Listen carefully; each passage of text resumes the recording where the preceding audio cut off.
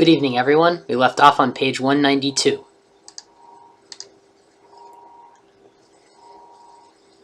Peter started checking Connor's vitals again. He was already being monitored by a dozen different machines, and Kerry thought herself fortunate to find a good place to sit while she held his hand and talked to him. He had a pulse, and was now breathing spontaneously. The automatic compression machine was removed, and she kept asking him to open his eyes as she held his hand and tried not to cry. They couldn't have been en route more than 10 minutes before Connor gasped, and his monitor started beeping madly. "What? No, you can't do this!" Kerry looked from the monitor to her husband, and brought her forehead down to where she held his hand in hers. "You came back, you were breathing. What are you doing?" Peter worked quickly. He placed the compression machine on his chest again, and while it worked, he ripped open Connor's already torn shirt. He placed 2 pads on his chest. "Clear," he yelled, and waited until Kerry dropped his hand, and the compression machine stopped compressions to press the remote button.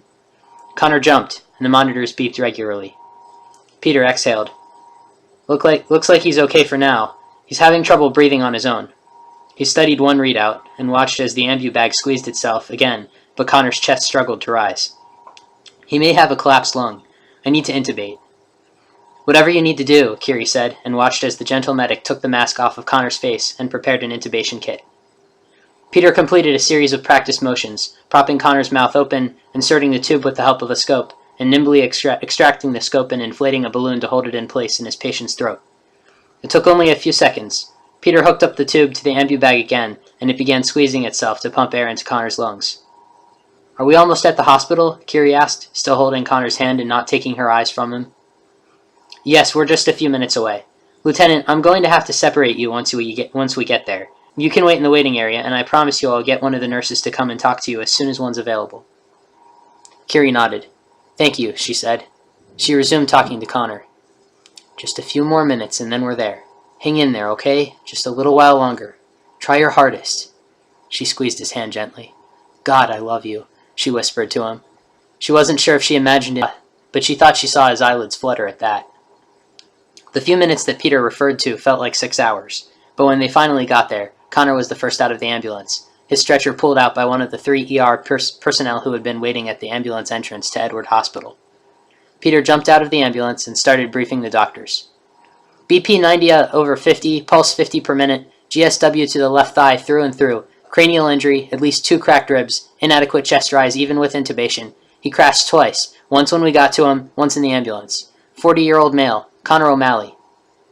"The author? This is him?" an aide asked as they rushed him into the hospital.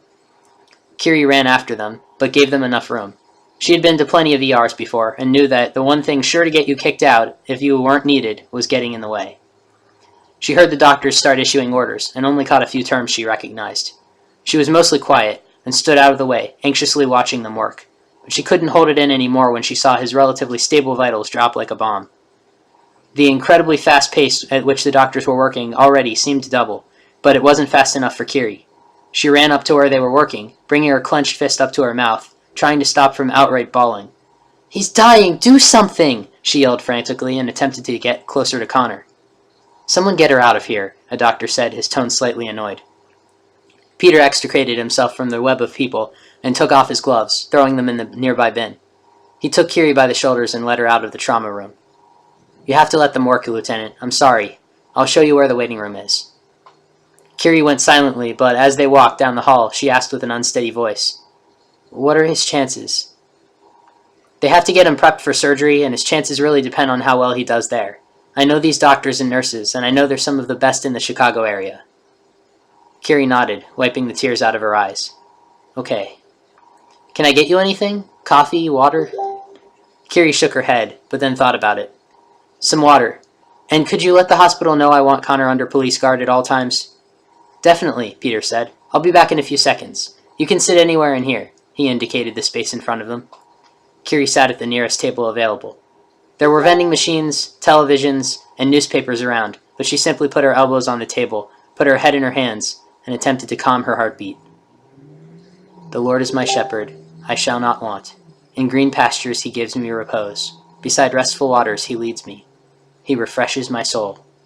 "Got your water," Peter said, putting it in front of her. "I told the receptionist that he should be under guard protection, and she's calling someone now." "Thank you," Kerry said, not looking up at first. After a moment, she sat back in the chair and took a sip of the water. Peter sat across from her. "Don't you have to get back to your ambulance?" she asked him. "I have to sign Connor off to the nurses in there, and then my unit will become available again," he said, plucking his phone out of his pocket. "My partner will have to extract himself from there, too. I have to fill out some paperwork. Do you mind if I do it here?" "No, whatever you need to do," Kerry said absently. She really didn't care. "Do you want me to call your team for you? Call anyone else? Family? Friends?" "My team's processing a crime scene right now. I'll call my family later. Thanks for the offer," she said. He nodded and sat back as he began filling out the report that he would send by email to the EMS network. Kerry stared at the cartoon on the television. Some little kid was watching it from the table next to hers. He had an apple juice in front of him, and he had bright red hair, just like her boy's. He was probably about 5 or 6, and the person Kerry assumed to be his mother was not far from him. They were waiting for someone. He looked oblivious to whatever was wrong. She thought of Aiden and Patrick and how nice it would be to be oblivious right now. How Patrick had been robbed of his innocent ignorance of this entire ordeal. That was an accident, but she still felt guilty. She felt guilty about quite a lot right now. If she hadn't left Connor to disarm that bomb, would she have been able to do something for him? What if he had died down there? What if she hadn't gone, though, and the bomb would have exploded? They would have all died. "I spent 3 years on the Dublin bomb squad," she said, suddenly.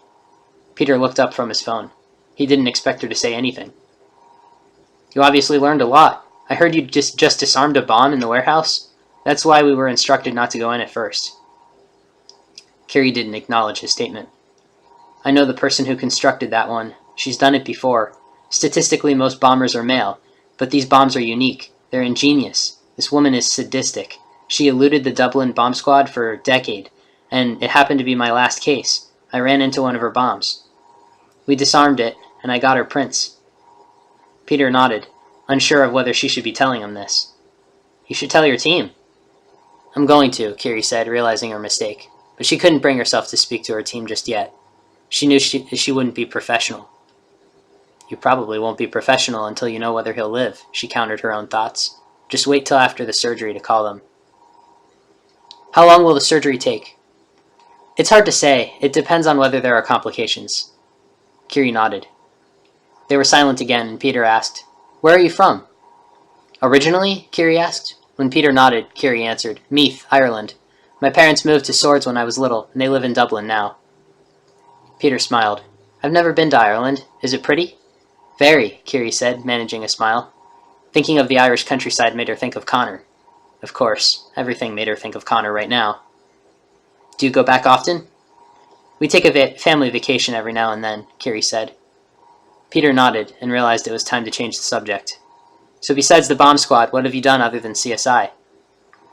"Patrol, a lot of lab work for crime labs, and I flew for 4 years." "Flew? Flew what?" "Surveillance planes. It was more of a hobby than anything else. I was exploring my options. In college. I was in the middle of a double major with chemistry and criminal science." "So you figured you needed something to do in your spare time," Peter said, smiling impishly. "Right," Kerry answered. She chuckled softly. "Flight lessons were offered at the school for anyone who wanted to learn. After a few lessons, I knew it was another passion of mine. I got a job after a year's instruction flying surveillance over Ireland for the police." "Not helicopters?" "I tried, but I didn't like them very much." "Have you flown an old-fashioned one?" "Once. It was after I tried it with the computer guidance system on a newer one, and that in itself was impossible. Too many vectors go into that kind of flight. Some people have a knack for it. I didn't." He smiled and said, "I've flown in life flights a few times, when they need me. And you're right, they can be a bitch to try to control up there, especially during a storm, and in Chicago winds." Kerry nodded in agreement. Chicago is an interesting place, weather-wise. Peter went back to his paperwork and finished it off. He stood up, indicating he was about to leave. "I have to take off," he said, but patted her on the shoulder. "I'm sure I'll be back sometime before tonight. I'll check in if you'd like." She smiled at him and nodded her thanks, and watched him leave. Then she turned her attention to the mindless cartoon, not really watching it. The little boy next to her seemed to know the dialogue, though, just like Aiden and Patrick. She pulled out her cell phone, and instead of using voice dial, she went to the directory and scrolled through all the names. She stopped when she got to Spencer and stared for a moment. Her phone interrupted her thoughts of Aiden and Patrick when the screen went blank. She reactivated it, and the directory display returned. She pressed the green call button and leaned back a bit in her chair. When she held the phone to her ear, the audio-only option was activated automatically. With each ringing pulse, she wondered if this was such a good idea. Could she bring herself to talk to them right now? She wanted to talk to them so badly. "Detective Spencer," Spencer answered. She was silent for a moment. "Hello? Kerry?" "Hey," Kerry answered. "Yeah, it's Kerry." "How is he?" He's in the trauma room." Spencer said briefly. "Did you want to talk to Patrick and Aiden?" Kerry paused. "I'm gonna try," she said. "Okay, here's Patrick." Spencer handed the phone to the 8-year-old. "Hello?"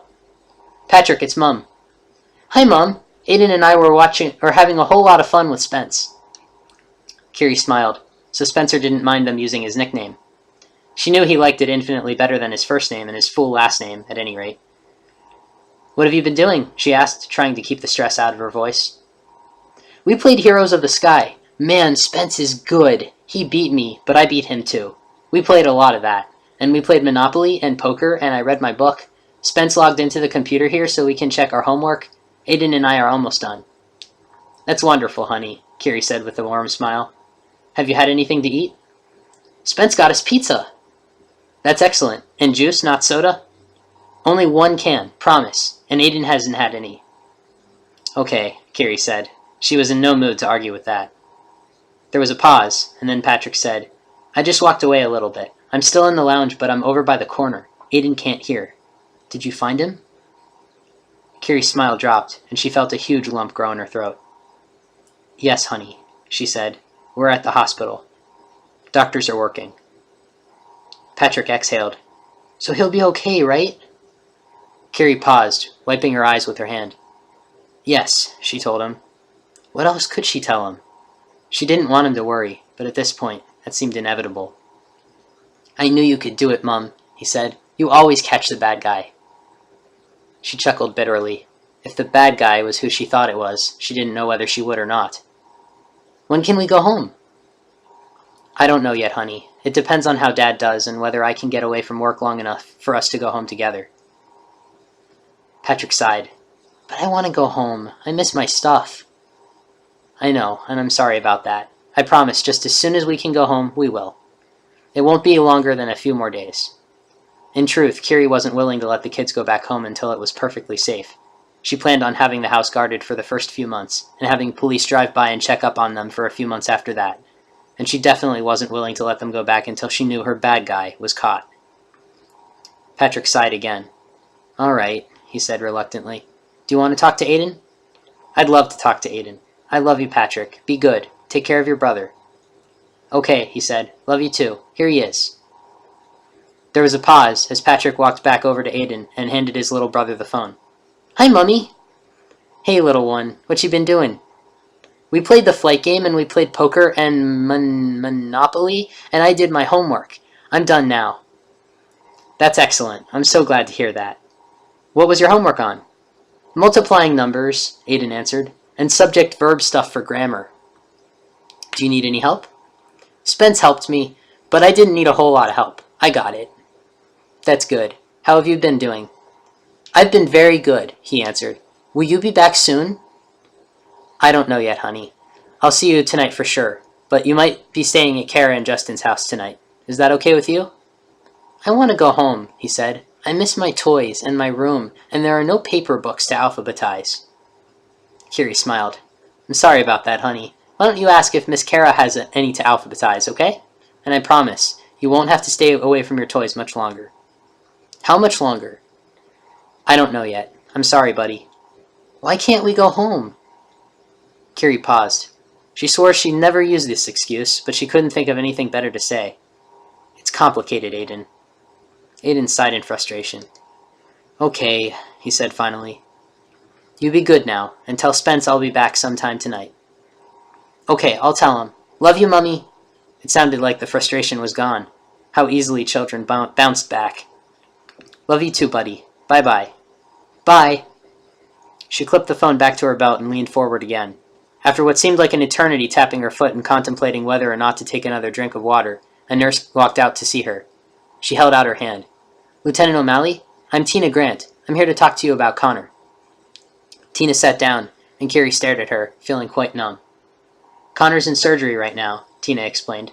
"He's stable for the moment, and that's a good thing. He sustained a fairly bad concussion. His skull was cracked, but we can repair that. Scans didn't reveal any brain damage. He has lost a lot of blood, though, mostly from his leg and his head. There doesn't appear to be any internal bleeding, even though his ribs were cracked. The cracked rib nicked his lung and made it difficult for him to breathe, but it's controlled and the doctors are going to repair that. They're concentrating mostly on the head and the leg at the moment." "Do patients with injuries like these..."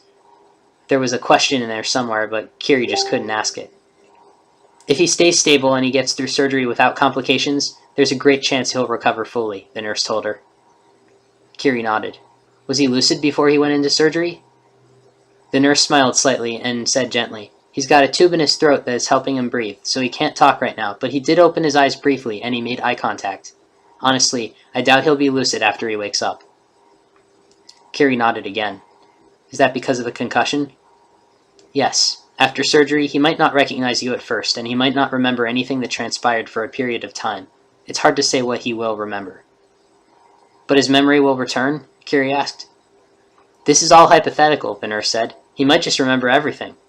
It wasn't very likely, but it had happened. And you'll have to ask the doctor those specific questions. It varies with the patient as to whether their memories return or not. Most of the time they do." Kerry nodded, taking the information in. "When will he be out of surgery?" "The last estimate was 3.5 hours. That could change, though. It really depends on whether complications arise." Kerry frowned. People kept telling her that. Complications. What exactly were these complications, and how did they arise sometimes and not others? "Do you have any more questions?" Tina asked. Kerry shook her head. "All right, if you need anything, you can go to the front desk and they'll help you." Kerry nodded and took a sip of water. Tina walked away. Kerry clenched her fist in frustration. She wanted to be in there, doing something to help, but really there was nothing she could do. That didn't mean she had to start liking the waiting. Waiting for something like this was just about the worst hell a person could experience. Not as bad as being tortured and in pain for a day and a half, she corrected herself grimly. Not as bad as being captured and thrown in a basement with no light and a bomb ticking in an office upstairs. Not as bad as being left alone, in pain and hungry, and not understanding why. You can certainly wait, Kerry. Even while she told that to herself, it was still torture. She didn't know what to do with herself. She closed her eyes and put her head in her hands again, resting her elbows on the table. Where was I? Oh, what the hell, I'll start over. "The Lord is my shepherd," she continued with the prayer. "He refreshes my soul. He guides me in right paths for his name's sake. Even though I walk in the dark valley, I fear no evil, for he is at my side with his rod and his staff that give me courage." She didn't even realize it, but she was asleep after a few moments. She was utterly exhausted. We'll read more tomorrow.